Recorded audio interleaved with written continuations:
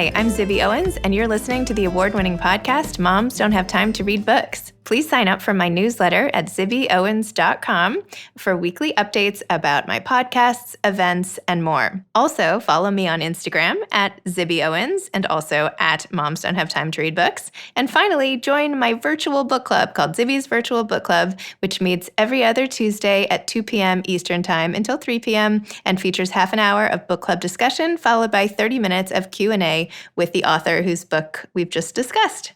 You can sign up on my website, zibbyowens.com, under the Virtual Book Club section, or even on Instagram under the link in my bio. I hope you'll find me in all these different channels and enjoy this podcast. Hi, I don't know if you guys know this or not, but I have an anthology coming out called Moms Don't Have Time To, a quarantine anthology. And it comes out on February 16th and has essays by 60 plus of the authors who have been on this podcast. So first of all, please pre-order this book. I think you will love it. I'm so excited about all the authors who are represented.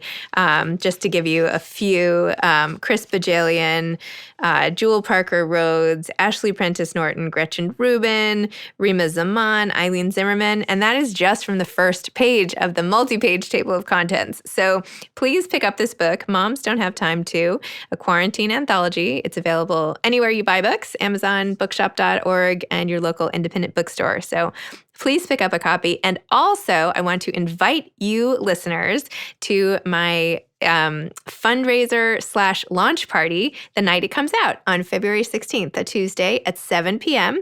Bookhampton and the Children's Museum of the East End are co-hosting it for me, and 50 of the authors who wrote essays in this book, as well as many of the amazing authors who blurbed this book, who wrote little praiseworthy quotes at the front, will be there, and you can be there too. So if you go to my website, zibbyowens.com, and just click on Anthology and go to Book Tour, you will see a whole fundraiser section. And for $50, you can attend. You'll get a copy of the book, and you'll get to schmooze on Zoom with all of these amazing authors. This is like going to be the literary happening of February. So please come. I would love to see you all in person on Zoom, I guess, but even see some of your faces. I know so many of you are really loyal listeners, and that makes me really happy. All proceeds of the book and the fundraiser are going to the Susan Felice Owens Program for COVID-19 Vaccine Research at Mount Sinai Health System, and it is named after my husband's mother, who passed away from COVID over the summer, which many of you followed along on Instagram as I recounted that horrific experience. So all the proceeds are going there. The cost includes the price of a book.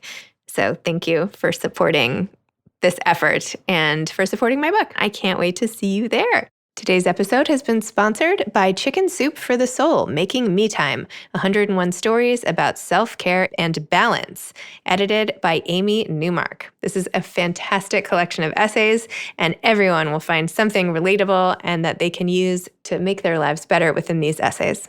Lauren Edmondson is the author of Ladies of the House, a debut novelist. She has a BA from Williams College and an MFA in fiction from Sarah Lawrence. She currently lives in Northern Virginia with her husband and 2 children. Welcome, Lauren. Thanks so much for coming on Moms Don't Have Time to Read Books. Thank you, Zibby. Thanks for having me. It's a thrill and an honor. Aw, it's exciting for me too.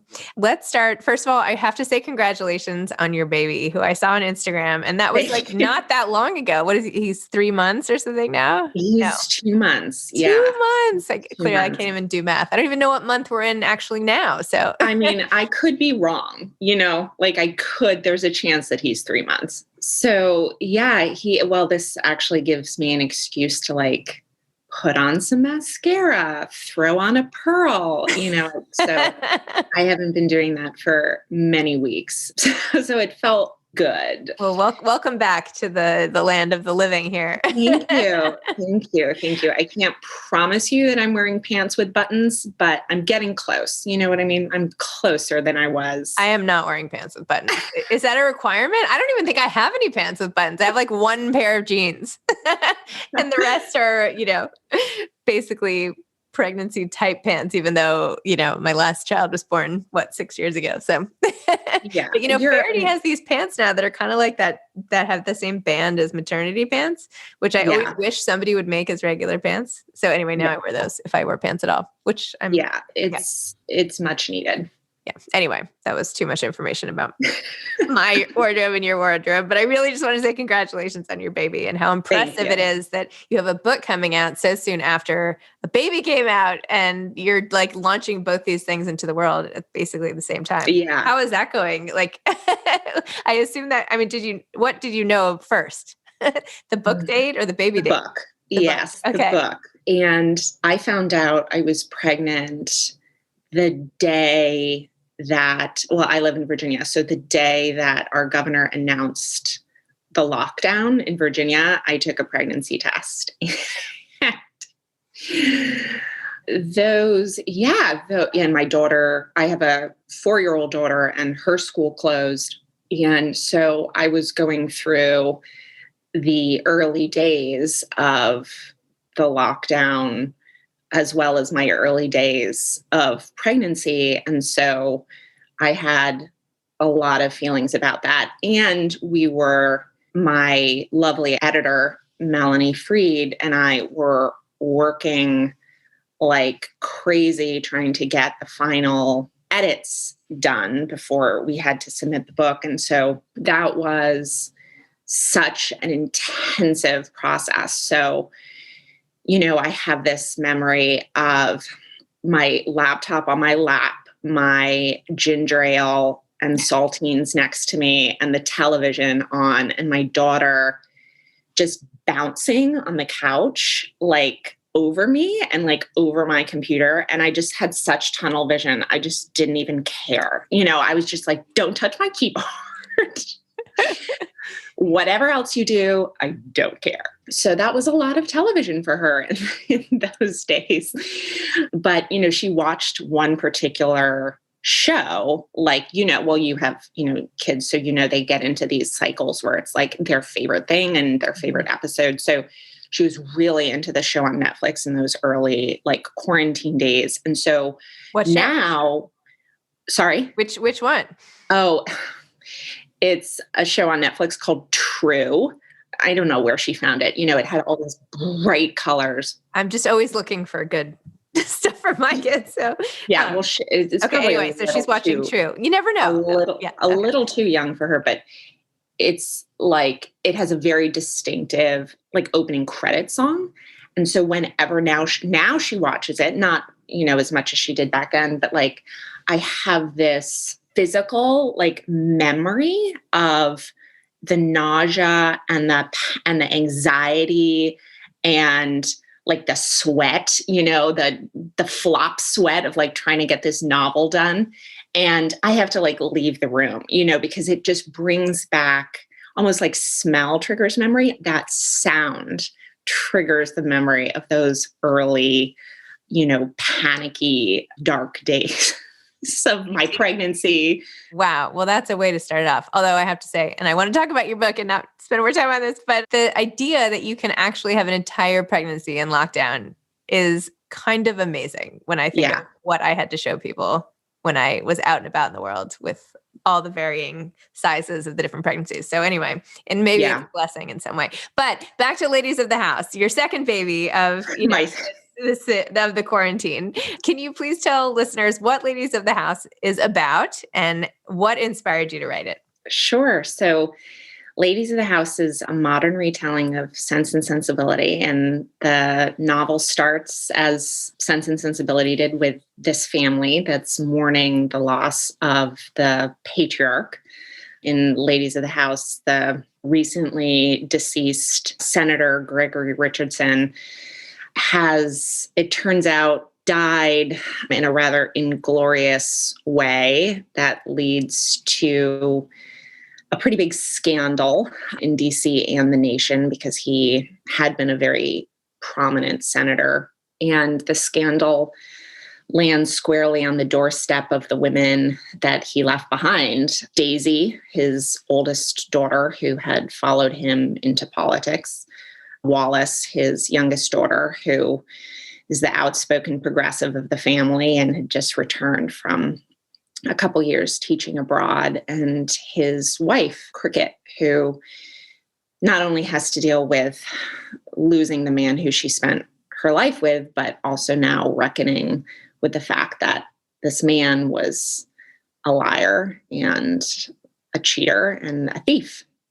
And so these women, have to, even though this man, the center of their solar system for so many years is dead, they still have to deal with this mess that he left behind and pick up their lives, pick up their love lives, their careers, and try to figure out where they go from there, both individually and collectively as a family. Well, it is really salacious in the way you portrayed even the scandal and the dinging of the cell phone as the scandal break. You have the scandal break during a memorial service, which is brilliant. And you have all the dinging and everything. And then as then the family has to all figure out what each of them knew. And that scene was also hilarious. Like the way it all gets introduced is like, you can't stop reading it. It's very engrossing, and the tone makes you as an author feel like very likable, like you're very funny. So it's great. I mean, thank you. Good. I feel like when you talk about a book being based on a classic like Sense and Sensibility, there might be this misconception that this is like trying to be, like a modern day flourishy, do you know what I mean? Like, like literary classic. This is like a super relevant today, like your best friend is telling you the story type of book. Yeah. So that's perfect. That's exactly the book that I set out to write. And Austen was hilarious, like laugh out loud funny. I mean, there's parts I remember when my daughter was just born. This was 4 years ago, she had a terrible, not acid reflux. She just had reflux. So after every time, did this happen to one of your kids? It did. Almost anything that happens to somebody's kid has happened to one of my kids. I've realized by this point, but yes, one of my kids. Yes, you've run the gamut. Yeah. So this, after they feed, you have to hold them upright for 20 minutes. So I had a lot of time on my hands. So I just ended up reading as I was holding her. I read aloud Pride and Prejudice. And I just found myself just read it aloud. Wait, you read it aloud to her? Yeah. Huh. Okay. Amazing. Yeah, like I said, I had a lot of time on my hands, and I just found myself giggling and just laughing. And Sense and Sensibility too. I mean, some of the stuff that comes out of Mary Ann's mouth is just so funny.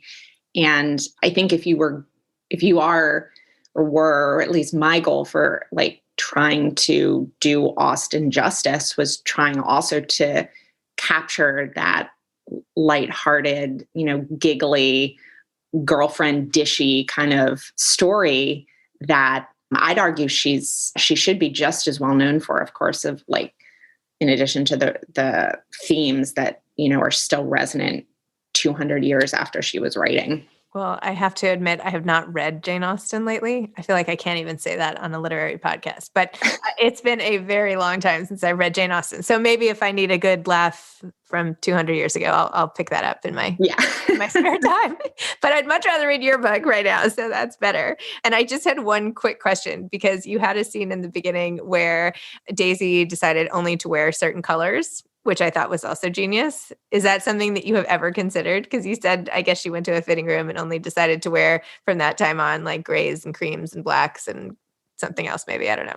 Yeah, that's not something that Daisy and I have in common, but I just felt like it was such a telling part of her character that she had made this decision to really edit her wardrobe in this very meticulous way, just for ease.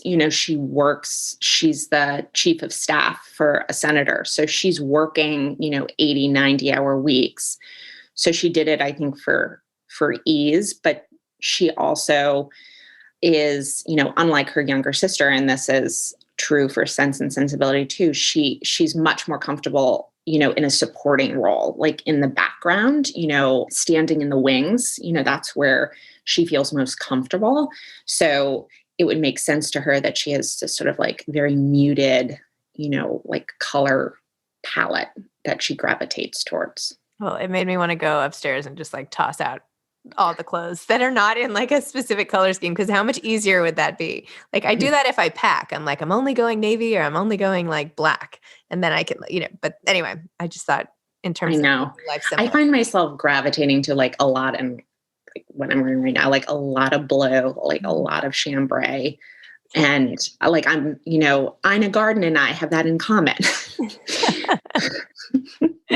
Like I wish I could be like Ina Garden. No, but I find, and whenever I'm in a shop, well, I'm not so much anymore, but I'm always reaching for like those, like a really nice denim shirt. It's just really comfortable. I have a chambray like denim dress that I got that Instagram ad like kept sending me over and over again. And finally I was like, well, I just have to get this. And then I got it. It's great. Anyway, I'll send you in case you don't have it. I'll find the label and send it to you. Please do. Please do. I'm a sucker for Instagram targeted ads. I mean, right? They're actually good. I don't know how they do. Anyway, I'm sorry. They're listening to us, Zibby. That's how they. Oh, they're listening right now. Okay, Instagram chambray shirt roundup, please. I'm going to open Instagram after this interview, and I'm going to be like, oh, well, that's the dress that she was talking about. Oh my gosh, if that happens, I can't even. That's crazy. Okay, so let's go back. So you wrote this book with such an insidery voice, right? That you knew like the ins and outs of everything. Tell me how you got all this information and like take me back a little for your own backstory. I know you went to Williams. I know you live in Virginia, but I don't know all that much else that you haven't revealed in your bio and other public places. So tell me a little more about your background and how we ended up here today. I grew up slightly outside the Beltway in Northern Virginia, but, we both, my immediate family, as well as, the collective region that I live in, are immersed in, politics 24/7. And my mother still works in government and local government. My father has served in various positions in Virginia. And so, I just have memories of like my parents, hosting like local politicians, in our house, like growing up. And so, politics for me was always, I always conceived of it as a force for good. I never had the sort of, ooh, like DC is the swamp, kind of outsider, I just never, I never did. I always thought this was something that we should aspire to, was like, honorable leadership. When I was in high school, I interned with the then senator from Montana. So all of the like scenes of Daisy and her boss and the staff like in the office, like I got that from, because I, was fortunate enough to work there, for a time and kind of see how, I was a low level intern. Like I walked the senator's dog, and sorted mail. But at least I sort of got a lay of the land of like, this is how a senator's office looks in the inside. This is how so that was very helpful when it came to like writing the book. And of course, I came of age during like Clinton. And so that was very much like on everybody's mind. And that was sort of a turning point, to realize like, oh, this search for, power, even if one is trying to be altruistic and wield their power for good, it gets really thorny because of our, our human condition. And it goes, it can do funny things to people. I think Daisy says it later, someplace in the novel. She says, power doesn't corrupt; it just amplifies what's already there, which I think is very telling. And we see it again and again. Daisy also says at some point, she says, the only thing uglier than politics is love. And so when politics and love collide, it can get messy. And so, I had this like all in my head for a long time, these themes of politics and power and gender. And I sort of put those aside for years. because after I went to Williams, I lived in New York actually for many years. I worked at the New York Botanical Garden, asking people, for money and donations, which was deeply uncomfortable for the waspiness of me. And it was there where I thought and decided to get my MFA. I went to Sarah Lawrence and I continued working as I got my MFA, and I started work on this novel, which became my first novel, not this one, but the one that eventually got me Sarah Fair, my wonderful literary agent. And she took me on as a client, and we went out on submission, and sort of weeks kind of turned into months. And she called me and in the loveliest way possible was like, so we're not getting any nibbles. Do you have anything else? And, Elizabeth Gilbert talks about like ideas as being these like, living kind of butterfly type creatures, in the ether that sort of choose the people that they want to land on. And I really felt that. I felt that way with this current book, because as that door closed on the novel that didn't sell, I was actually not that disappointed, because I had this like idea sort of chirping at me on my shoulder. And that was to, retell Sense and Sensibility in DC. We have so many wonderful retellings of Pride and Prejudice, but not so many on Sense and Sensibility, which I find kind of odd, because it is so resonant today, for us today. And the things that Austen was writing about, especially for women, is still so meaningful for us. And I think there's so many lessons still to be gleaned from her. So, my agent, when she asked me, do you have any ideas? I said, I do. I have one. And this was in 2016, 2017. And so we had just had this major presidential election, and I was very, very curious about what Austen would think about that and what that meant for women and, women in power, and the kind of rules that still confine us, and how many of those rules are made by men and the patriarchy. And also women, buying into, hitching their wagon to that star, So that curiosity kind of just like, followed me into the book. And we went through many, many revisions, because I felt like, especially that first draft, I was working through a lot of feelings, around that time. And like the first early draft had Daisy like on a white horse riding the streets of DC, like smiting her enemies. Like it was like a vengeance story. And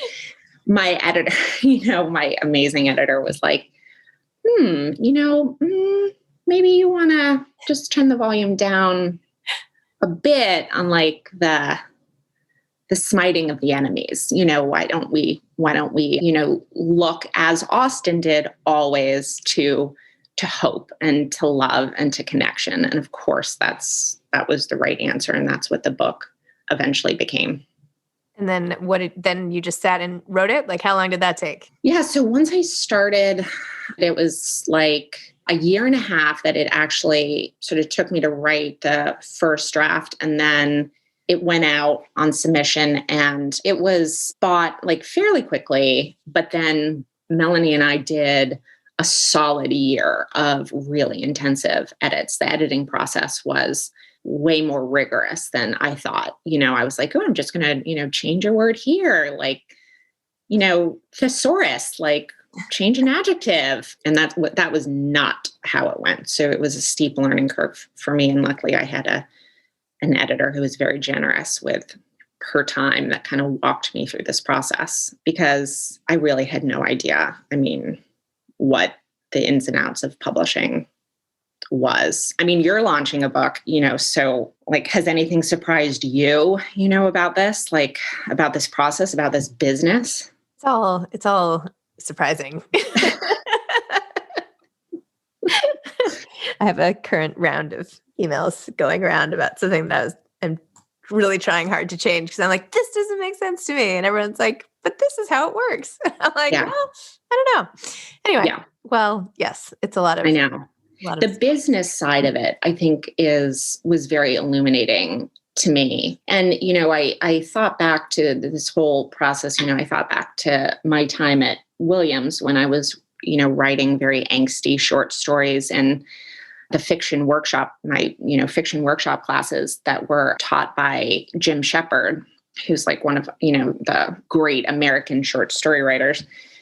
And he said, on one of the first days of like, freshman seminar, he was like, if you can think of anything else to do in your life, do that. And I was like, oh crap, I can't think of anything else. But then he gave me hope because I was not like the best writer, in his class. I mean, it was very, very clear to me very early on, like I was not the star, But he also said this. He said, if everybody who had talent wrote a book, we would be swimming. We'd be doing the breaststroke down Fifth Avenue through novels, because this business is not necessarily about talent. It's about work. It's about the slog. It's about the grind. And it's about taking the work seriously. He described it as like a romantic relationship. He was like a couple hours a week, devoted to this craft. Like, what is that? That's not a relationship. It's not a relationship worth having. You got to take it seriously. And that advice has stuck with me for many, many years. I love that. Wow. I am clearly just like off on a romantic fling right now then. I'm definitely like not in the much like Ross and Rachel, I am on a break from my writing right now. And I thought the break would last like 4 weeks, and it's lasted much longer than that. I thought I saw that you were doing a second novel. Did I make that up? No, I'm supposed to be. Oh, okay. All right. Yeah, I'm supposed to be. I will get back to it. I know it's calling to me. It's sending me late night you up texts. I will absolutely get back to it. We will get back together. It's just post baby. I forgot, between baby number 1 and number 2, how much, you just can't think, like, you just can't string a sentence together. And I also forgot how much they need to eat and how often. Yes. I guess that's why we have multiple children, because we just forget about this stuff. Yes. And maternity leave. Yeah. Hard to impose your own maternity leave when, writing is something that you feel like, well, of course you could do. You just have to like, hit different keys on the keyboard and you'll be writing versus, emailing or something. Like, what's to stop you? You don't have to go anywhere. I mean, pandemic life too, but even before, like it's a job that is so self-motivated. Yeah. I don't know. It's sometimes harder to say I'm taking a real break. Yes. Or harder to justify for like, obviously hardworking. Completely. Like you. Yeah. It's that justification without, and I think it's acute for us too, as women, just that constant, like the back of your mind of like, what should I be doing? Do I need to be doing more? Like, what can I add to my day? That's not even the back of my mind. That's like at the very front of my mind. That is like my like prefrontal cortex. It's like a Post-it on my forehead. Yeah. Yes, exactly. Exactly. I feel immense amount of guilt just like sitting around. And you're not just sitting around, you're raising a human being. That's true. No, seriously. I mean, it feels like you're sitting around, but your body and your mind are preoccupied with like sustaining human existence. So it's no small feat. No, I'm serious. It's not the same. It's not the same. So give yourself a break. There'll always be time to produce more words. Thank you. Now, can you send a quick email to my editor saying the exact thing? No, I'll just send her this, audio file. And okay, perfect. What is that next novel about? Just like a one-liner. It's inspired by the Vanderbilt family of Newport and the sort of like, don't want to use a Law and Order, but like, I was inspired by this, like ripped from the headlines, because the Vanderbilt family, like the generations, the like, I don't think they were even called Vanderbilts anymore, but they lived, on the top floor of the Breakers, like one of the famous Newport, mansions, as a condition of like willing, the Breakers to the Newport Preservation Society. And a couple of years ago, depending on who you listen to, they got evicted from this sort of ancestral home. So I have a fictional family in Newport that is kind of dealing with the same thing and trying to figure out, what is legacy? How do you go forward from that? And that's what I'm noodling on right now. We'll see I how love it that. goes. That's really fun. The homeless Vanderbilts. I like it. Yeah. Very cool. I know you already gave advice from Jim Shepard, but if you were giving advice just from you on writing or to an aspiring author, I feel like we can already take so much from this conversation. But just as my always parting question, what would you say? Take it seriously.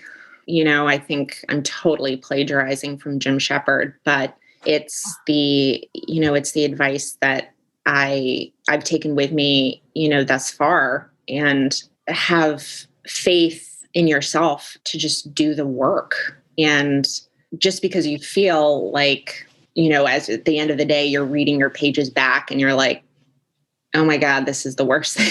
This is the worst thing I've ever written.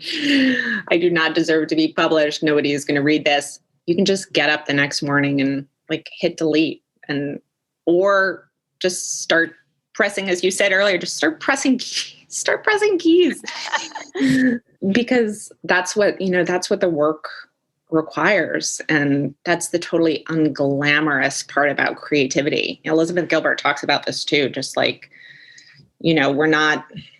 certainly don't know any tortured artists, I just know creative people who are just working really hard, even when they don't want to, even when there's really good, bad TV on, they're hitting those keys. Wow. I love it. Well, I kind of hate to stop this podcast because I feel like I could chat with you all day, but I should. So thank you for coming on. Thanks for your great book. It's so fun. And fun maybe is the wrong word. It's really enjoyable. It's a great, enjoyable, totally entertaining read. And I really enjoyed it. I really did. And I'm so glad. I want it to be fun. There's so much seriousness and just heaviness going on around us, and to be able to just giggle, with characters that, you feel like, and you want to be friends with, and characters who love each other. Those are the kinds of books I want to read. So hearing that you thought that this book was successful in that way is just awesome. I want to read those books too. So good. So I did. Awesome. Thank you. Thank you. And good luck with your book launch. I'm so excited for it. Oh, thank you. I hope these next couple weeks are smooth for you. And I'm excited to celebrate you when your book comes out. Oh, that's so sweet. And you too. And you're February 9th, right? February 9th. Yes. Yeah. So just a couple weeks before you. 1 week. Oh my gosh. So yay! February birthdays. All right. Okay. Well, thank you so much, Zibby. Be well. You too. All right. Take care. Bye. Bye. Thanks to today's sponsor, Chicken Soup for the Soul, Making Me Time, 101 Stories About Self-Care and Balance, edited by Amy Newmark. And just a reminder again, please pre-order a copy of my book, Moms Don't Have Time To, a quarantine anthology, and go to my website under the anthology tab for the fundraiser. And I hope you'll buy a ticket and join me and I should have mentioned all proceeds go to COVID-19 research. So please join me for the fundraiser. Thanks so much. Thanks for listening to this episode of Moms Don't Have Time to Read Books. Don't forget to follow me on Instagram at Zibby Owens and at Moms Don't Have Time to Read Books. Also sign up for my newsletter at zibbyowens.com and sign up for my virtual book club and meet lots of authors on Zoom every other week. Thanks so much to Steve and Ryan at Texture Sound for the sound editing. And thank you to Morning Moon Productions for providing this fantastic intro and outro music.